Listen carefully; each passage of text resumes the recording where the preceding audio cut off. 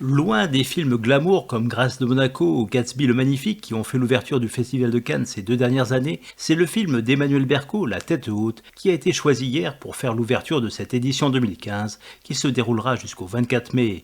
Un film coup de poing ancré dans la dure réalité de la société française.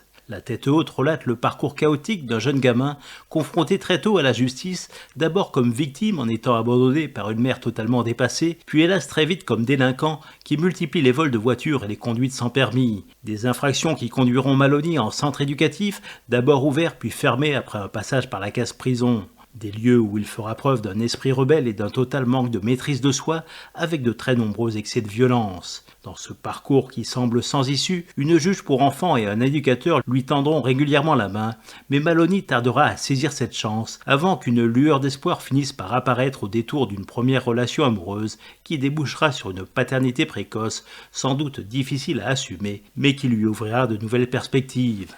C'est Catherine Deneuve qui incarne avec justesse cette présidente du tribunal pour enfants qui au fil des ans finit par s'attacher à ce jeune trublion interprété par Rod Parado, un gamin qui dégage une présence étonnante pour un premier rôle à l'écran. Le film est en grande partie centré sur cette relation dans laquelle la juge doit faire preuve d'une abnégation sans borne, tant le comportement de Maloney est souvent désespérant et insupportable. Une abnégation également partagée par l'éducateur joué par Benoît Magimel.